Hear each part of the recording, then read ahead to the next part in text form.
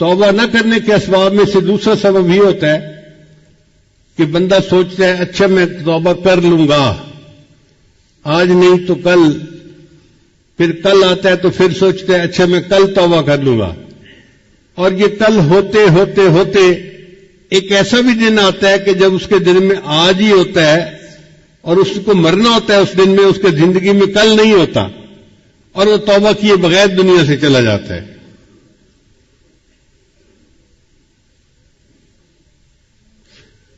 اور کئی مرتبہ بندے کو شیطان غلط فہمی میں ڈال دیتا ہے۔ اللہ تعالیٰ بڑے رحیم ہیں، بڑے کریم ہیں، وہ معاف کر دیں گے۔ چنانچہ ہم نے کئی لوگوں سے یہ جواب سنا، ان کو کہا کہ بھئی توبہ کرنی چاہیے، تو نوجوان نے جواب دیا جی اللہ نے کسی کو تو معاف کرنا ہی ہے نا، بھئی ساری دنیا کو معاف کر دے، اگر ہمیں نہ کیا تو یہ شیطان کا دھوکہ ہوتا ہے۔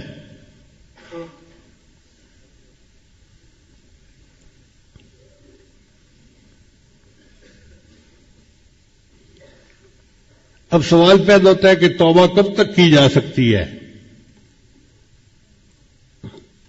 جب تک انسان کا سانس اکھڑ نہیں جاتا، نزع کے وقت جیسے اکھڑتا ہے اس سے پہلے پہلے توبہ قبول ہو جاتی ہے۔ جب سانس اکھڑ گیا اور وہ گلے کا گھنگرو بجنے لگ گیا، اب توبہ کا دروازہ بند ہو گیا۔ اور جب تک سورج مغرب سے طلوع نہیں ہوتا، یہ قرب قیامت کی نشانیوں میں سے ہے، جب تک سورج مغرب سے طلوع نہیں ہوتا اس وقت تک بندے کی توبہ قبول ہوتی ہے۔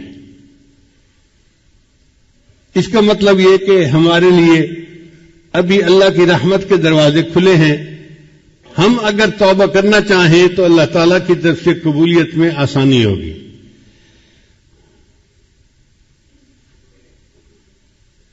اور توبہ کرنے میں دیر نہیں کرنی چاہیے۔ ہم نہیں جانتے کہ اگلے لمحے کیا ہونے والا ہے، توفیق پھر ملتی بھی ہے کہ نہیں ملتی۔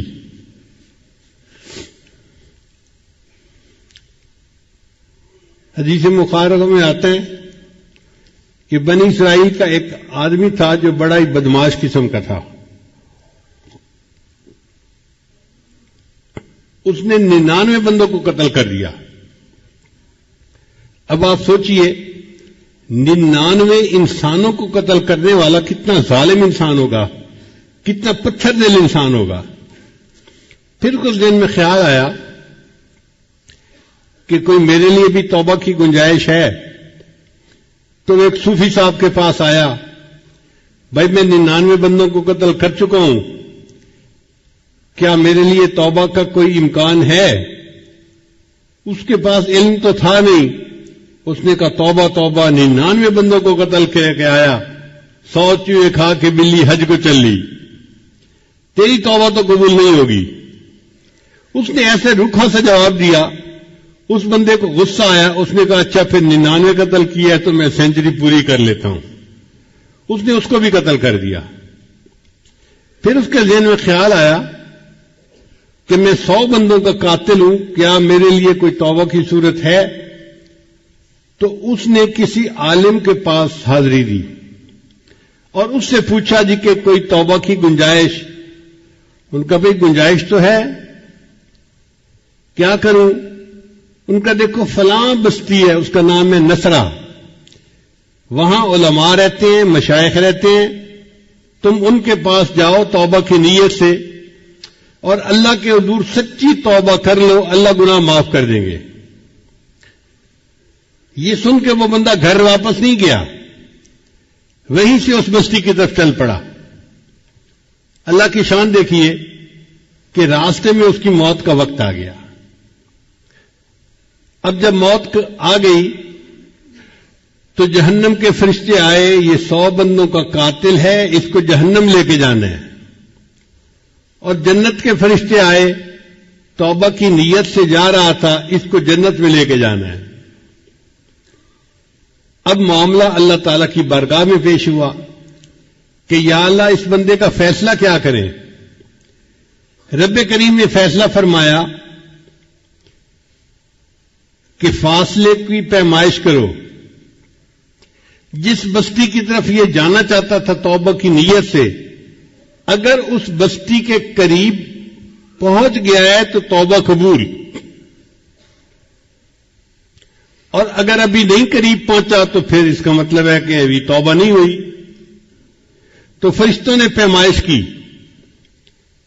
محدثین نے لکھا ہے کہ دونوں بستیوں کے بالکل جو سینٹر کی لائن تھی نا، آدھا آدھا سفر، اس بندے کی ادھر وفات ہوئی تھی، اور مرتے مرتے وہ اگلی بستی کے قریب لاش اس کی جا کر گری تھی.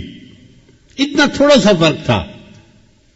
اور بعض محدثین نے لکھا کہ موت تو اس کو نصف فاصلے پر ہی آئی تھی، لیکن اللہ جانتے تھے کہ یہ توبہ کی نیت سے چلا ہے.